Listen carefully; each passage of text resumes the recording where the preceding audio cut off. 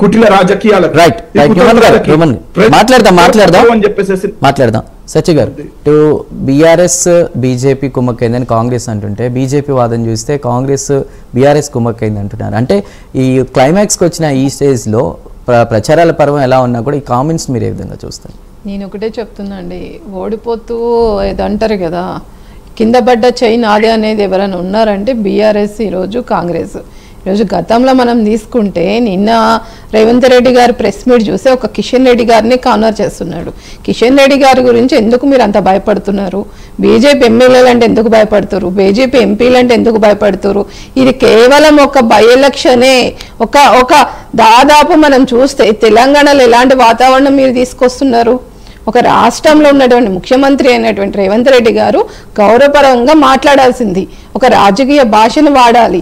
అలాంటివన్నీ కూడా పక్కన పెట్టి నోటికొచ్చినట్టల్లా అన్పార్లమెంటరీ వర్డ్స్ మాట్లాడడం ఎంతవరకు ఆయనకి మంచిది? ఒకటే నేను సూటిగా అడుగుతున్నా, మీరు 6 గ్యారెంటీలు ఈరోజు ఈ జూబ్లీస్లో ఎందుకు ముందుకు తీసుకెళ్లట్లేదు? పనికిమాలని ముచ్చట్లు ఎందుకు చెప్తారు? అసలు పనికిరానివన్నీ ముందుకు ఎందుకు తీసుకొస్తున్నారు? సెంట్రల్ గవర్నమెంట్ తీసుకొచ్చినటువంటి పథకాలని మీరు పేర్లు మార్చుకుని స్టిక్కర్లు మార్చుకుని ఎందుకు ప్రచారం చేశారు? రైతులు ఈరోజు పండించుకున్న పంట నేల పాలయ్యి వర్షాల పాలైతే వాళ్ళకి మినిమం తారుబళ్ళు కూడా ఇవ్వకుండా ఈరోజు రైతు సమస్యలన్నీ పక్కన పెట్టి తెలంగాణకు ఒక జూబ్లీస్ కేర్ ఆఫ్ అడ్రస్ అనగా ఈరోజు రేవంత్ రెడ్డి గారు ప్రెస్ మీట్ ఎందుకు నడిపించారు? ఈరోజు రేవంత్ రెడ్డి గారికి కేవలం కిషన్ రెడ్డి అంటే ఎందుకు భయం అవుతుంది? ఈరోజు కిషన్ అన్న అంటేనే ఎందుకు భయపడుతున్నాడు? కిషన్ అన్న ఈరోజు ఎవరితోటి విరోధం పెంచుకొని ఒక మంచి వ్యక్తిని ఈరోజు మీడియా ముందుకు తీసుకొచ్చి ఎందుకు మాట్లాడుతున్నావు? ఒక్క క్వశ్చన్ అడుగుతున్నా, నేను మాట్లాడేటప్పుడు ఎవ్వరు రావద్దు ప్లీజ్. అండ్ ఇంకోటి, జూబ్లీస్ బై ఎలక్షన్ లో బీఆర్ఎస్ కాంగ్రెస్ అన్నది ఇద్దరు ఒకటన్నది ఆ వర్గం ప్రజలకు తెలుసు, లోపల ఉన్న స్లమ్ ఏరియా అందరికీ తెలుసు.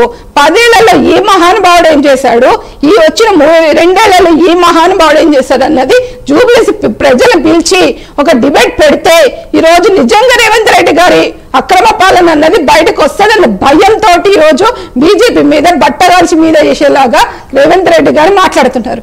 కేవలం కిషన్ రెడ్డి గారి మీద ఎందుకు మాట్లాడుతున్నారు? మీరు చేసిన అభివృద్ధి ఉంటే నిజంగానే 6 గ్యారెంటీలు ఇచ్చారంటే ఈరోజు మీరు ఉచిత బస్సు పెట్టి ఎంతమంది మహిళలను రోడ్డు మీదకి తీసుకొచ్చారు, ఎంతమంది గృహిణులను ఈరోజు చుట్లు పట్టుకొని కొట్టుకునే పరిస్థితి మీరు తీసుకొచ్చింది కాదా? ఈరోజు జూబ్లీస్ లో నాలాలు పొంగిపోయి బైకులు కొట్టుకుపోయి కార్లు కొట్టుకుపోయి పేదవాడు ఈరోజు జూబ్లీస్ లో ఉన్నది పేదవాడు ఉన్నవాడే కాదు, మధ్య తరగతి వాళ్ళు కూడా ఉన్నారు. ఈరోజు చదువుకుని విద్యార్థులు ఉన్నారు, చిన్న ఉద్యోగాలు చేసుకుని బతికే మిడిల్ క్లాస్ వాళ్ళు ఉన్నారు. వీళ్ళందరూ బాగోగులు ఎన్నడన్నా రేవంత్ రెడ్డి ఇంటింటికి వెళ్ళి ప్రచారం చేసిటా? ఇంటింటికి వెళ్ళి వాళ్ళ సుఖ దుఃఖాలు కలుసుకున్నాడా? ఇంటింటికి వెళ్ళి వాళ్ళ కష్ట సుఖాలు కనుక్కున్నాడా? ఈ రోజు బై ఎలక్షన్ వచ్చేసరికి నువ్వు ఫస్ట్ లాంగ్వేజ్ నేర్చుకో, డిబేట్ లోకి వచ్చినప్పుడు లాంగ్వేజ్ నేర్చుకో. ఫస్ట్ అరవకు. ఇది ఫిష్ మార్కెట్ కాదు, ఇది ఫిష్ మార్కెట్ కాదు, ఇది డిబేట్ వచ్చింది. ఇది ఒక శాటిలైట్ ఛానల్.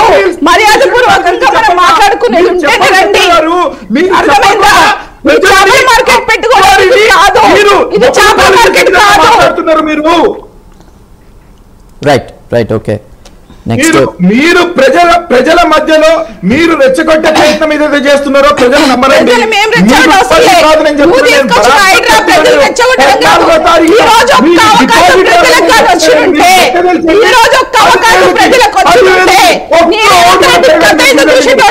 ఈ కాంగ్రెస్ కథ ఏందో చూసేటోళ్ళు, ఈ ఎంపీలు చేసిన అవినీతి కథ ఏందో ఈరోజు సామాన్య ప్రజలు సోషల్ మీడియాలో పెట్టి వాళ్ళు ఏడుస్తున్నారు.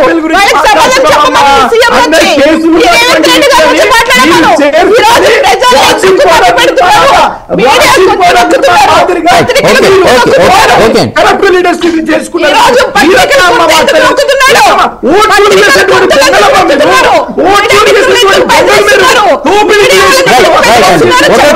మాట్లాడదాం. హ్యూమన్ గారు ప్లీజ్ సత్య గారు, అది కాదు అంటే అన్ని పార్టీలు కూడా ధీమాతో ఉన్నాయి. బీజేపీ ధీమా ఈ రోజు బీజేపీ విధానము 60 కోట్లకు సీట్ అమ్ముకున్నది రేవంత్ రెడ్డి గారు కాదా చెప్పమనండి. 60 కోట్ల బై ఎలక్షన్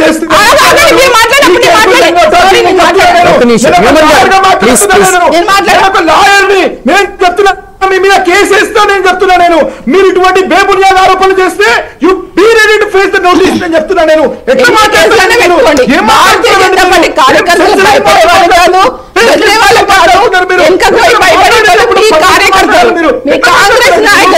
మీ కాంగ్రెస్ నాయకులు మీరు కేసులు పెట్టినా మేము భయపడము, మీరు బెదిరించినా మీరు లైవ్ లోనే బెదిరిస్తున్నారు.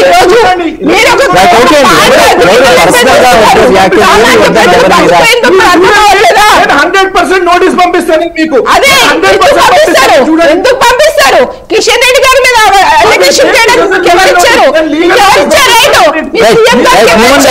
నేను చాలా రెస్పెక్టెడ్ గా మాట్లాడుతున్నా.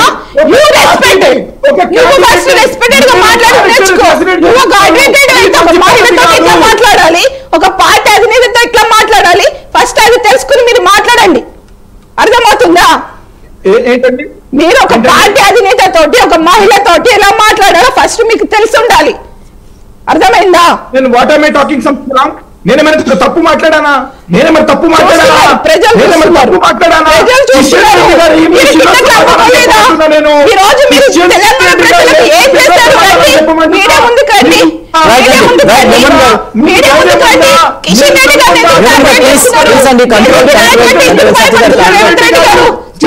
Zero budget తీసుకొచ్చిందండి.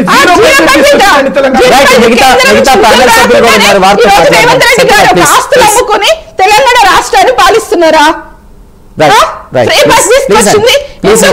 ఈ రోజు ప్రజలు ఎంతమందిని ప్రాణాలు తీయలేదు, ఎంతమంది విద్యార్థులు ప్రాణాలు తీయలేదు ఫ్రీ బస్ అని పెట్టి. దాని వల్ల ఈ రోజు కావాల్సింది ఏంటి? తెలంగాణ ప్రజలకు